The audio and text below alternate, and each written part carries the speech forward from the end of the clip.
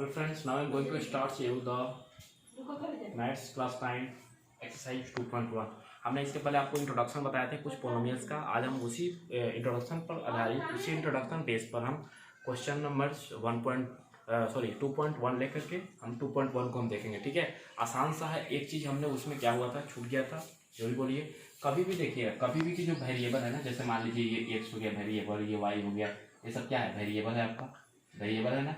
ये मान लीजिए कोई भी वेरिएबल हो गया आपका, वेरिएबल में क्या हो गया, एक्स हो गया, वाई हो गया, कुछ भी। तो कभी भी इसका जो पावर होता है ना ऊपर में, वो पावर हमेशा क्या होता है, होल नंबर होता है। ठीक है, ये पावर हमेशा क्या होता है, एक्स की पावर 2, एक्स की पावर 2, हमेशा होल नंबर होगा। और होल नंबर आपको हम बताए थे कि होल नंबर क्या होते हैं। ठीक है, होल नंबर क्या होते हैं, तो 0, 1, 2, 3 मतलब इन्फिनाइट होते हैं। होल नंबर ही रहेगा इसका पावर, दूसरा नहीं हो सकता है। ठीक है, ये होता है इसका। जैसे मान लीजिए कि हमने x की पावर 1/2 लिख दिया। ठीक है, तो ये नहीं हुआ क्योंकि ये होल नंबर नहीं है। ठीक है, ऐसे ध्यान रखना। अब देखो हमने क्वेश्चन नंबर 1 देख रहे हैं कि which of the following expression are polynomial in one variable. ठीक है, आपको ये बताना है कि इसमें से कौन सा जो है पोलोमियल है वो वन वेरिएबल में है। ठीक है, और है तो क्यों है, उसका रीजन भी कुछ बताना है। Give reason for your answer, ये आपका है, नहीं इसमें नहीं लिखा है। ठीक है, तो सबसे पहले ये है कि इस टाइप के क्वेश्चंस में आपको क्या बताना है, तो ये आपको देखना है इस टाइप के क्वेश्चंस में कि ये जो है वो जो पोलोमियल तो है। ठीक है, which of the following expression are polynomial, वो पोलोमियल है, लेकिन वन वेरिएबल का पोलोमियल क्या है। तो वन वेरिएबल का देखिए पोलोमियल दे रहा है, तो इसका मतलब ये मत डरिएगा। वन वेरिएबल का मतलब हमने क्या बताया कि वेरिएबल्स का मतलब क्या होता है, एक्स वाई, ये सब वेरिएबल है। एक्स वाई मतलब जेड तक ले लीजिए, वो सब वेरिएबल है। तो वन वेरिएबल का मतलब क्या होता है कि जब सब में एक्स हो तो सब में क्या होना चाहिए, एक्स ही होना चाहिए। कोई भी पोलोमियल में वाई हो तो वाई ही होना चाहिए। अब ये ना कि किसी में एक्स आ जाए किसी में वाई आ जाए, वो नहीं होना चाहिए। ठीक है, एकदम सिमिलर होना चाहिए, सेम होना चाहिए। प्लस में उसका आप पावर देखिएगा, जो डिग्री देखिएगा वो होल नंबर होना चाहिए। ठीक है, तो हम देखते हैं ये। सबसे पहले क्वेश्चन नंबर 1 देखते हैं। 4x² - 3x + 7। ठीक है, 4x² - 3x + 7 में हम ये देखते हैं कि ये बताइए, अगर सब में हम वेरिएबल देखें तो इसमें तो x² है, इसमें 3 है और इसमें 7 है। ठीक है, क्वेश्चन आपका ये है ना, 4x² - 3x + 7, क्वेश्चन नंबर 1 आपका ये है। तो इसमें बताना है कि ये क्या वन वेरिएबल है पोलोमियल। तो हम वन वेरिएबल पोलोमियल के लिए सबसे पहले हम क्या करेंगे, इसमें हम पावर को, वेरिएबल को देखते हैं। ठीक है, यहाँ भी वेरिएबल आपका x है और यहाँ भी वेरिएबल आपका क्या है, x है, मतलब सेम वेरिएबल है इसमें। ठीक है, वेरिएबल तो x ही है, लेकिन इसमें पावर 2 है और इसमें पावर क्या है, 1 है। और पावर भी जो है इसका, वो दोनों क्या है, होल नंबर है। क्या है, होल नंबर, क्योंकि होल नंबर 0, 1, 2, 3, 4 इनफाइनाइट तक होता है। ठीक है, इसलिए ये मेरा क्या है, पोलोमियल है, वन वेरिएबल। अब वो वेरिएबल क्या है, तो x है। केवल इसमें वेरिएबल का पूछ रहा है, वेरिएबल केवल x है। अगर इसमें दूसरा कुछ इंक्लूड होता तो नहीं होता, क्योंकि देखो यहाँ भी x ही है और यहाँ भी क्या है आपका, x है। तो 4x² - 3x + 7 it is a पोलोमियल in one variable क्या, x। आप लिख सकते हैं, यही आंसर हो गया। इट इज ए पोलोमियल है, लेकिन इसमें केवल वेरिएबल क्या है आपका, x ही है। आप देख लो। उसके बाद हमने सेकेंड क्वेश्चन ये देखे हैं कि y2, ठीक है, y2 + √2।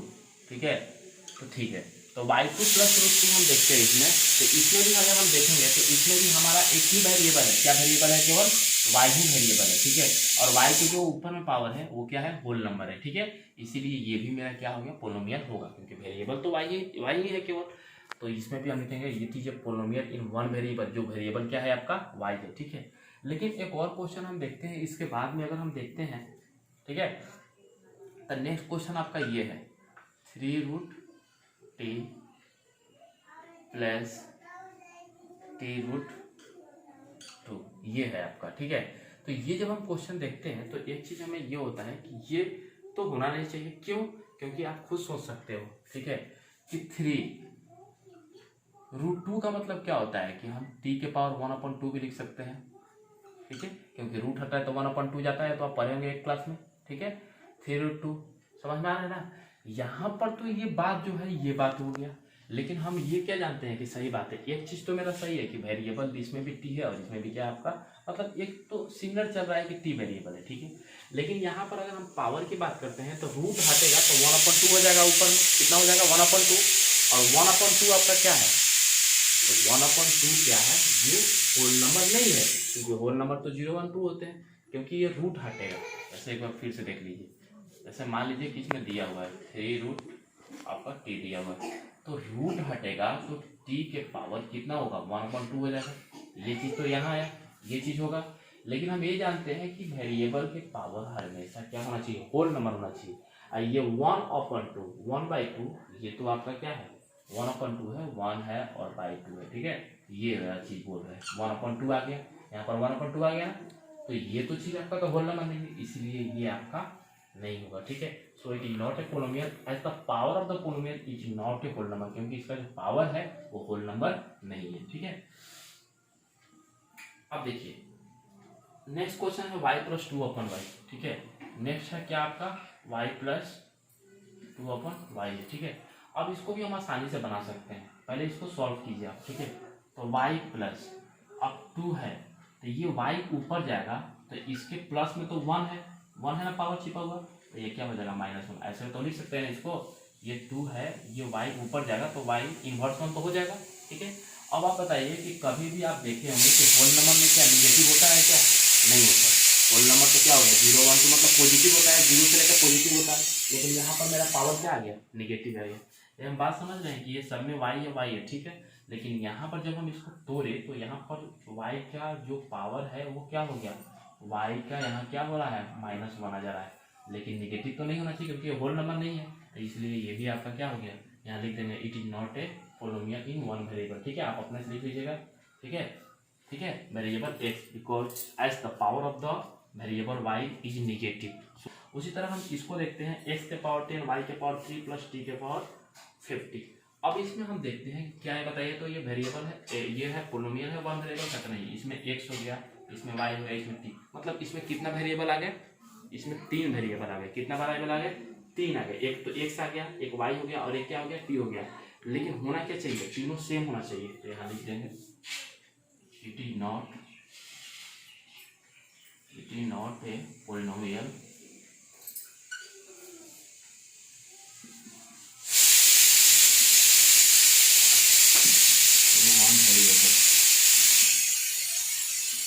ठीक है, ठीक है, एज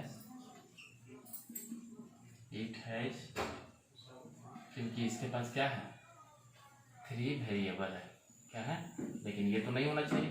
तो देखिए क्या क्या वेरिएबल है, तो आपका एक x हो गया, एक y हो गया और एक क्या हो गया आपका t हो गया, ठीक है। ये तो नहीं होना चाहिए था, इसलिए ये आपका पोलिनोमियल नहीं है। तो आपका क्वेश्चन 1 है। क्वेश्चन 2 में तो बहुत सारा इजी सा दिखा, वो भी देख लेते हैं हम।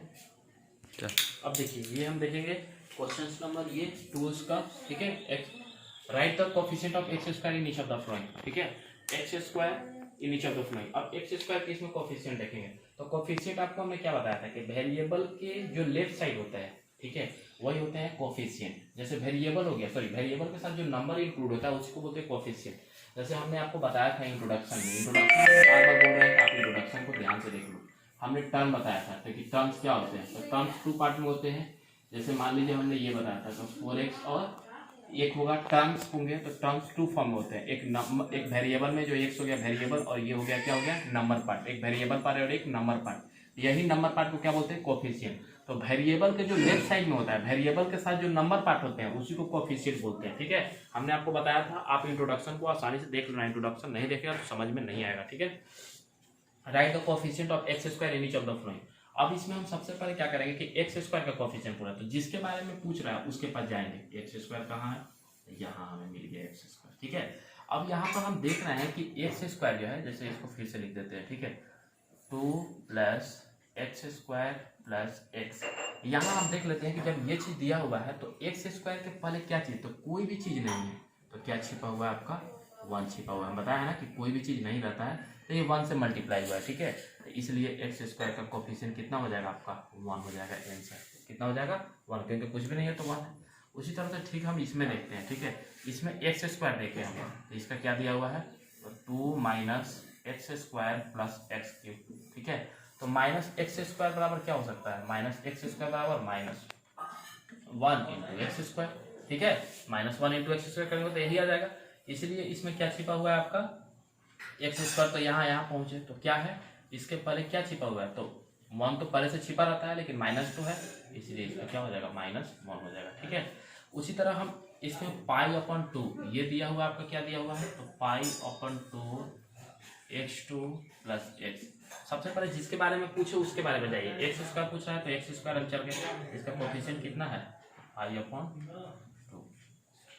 ये हो गया आपका कोफिशिएंट। ठीक है, उसी तरह ठीक इसमें जाते हैं, तो इसमें हम देखेंगे कि एक्स स्क्वायर तो कहीं दिखाई ही नहीं दे रहा है, एक्स स्क्वायर तो है ही नहीं, एक्स स्क्वायर कहाँ, एक्स है, इसलिए इसका कोफिशिएंट कितना हो जाएगा आपका, 0 हो जाएगा। ठीक है, देखिए इसके बाद हम क्या करते हैं। ठीक है, अब इसको आप ध्यान से देख लेना, इसके बाद नेक्स्ट पार्ट में हम नेक्स्ट वीडियो लाएंगे।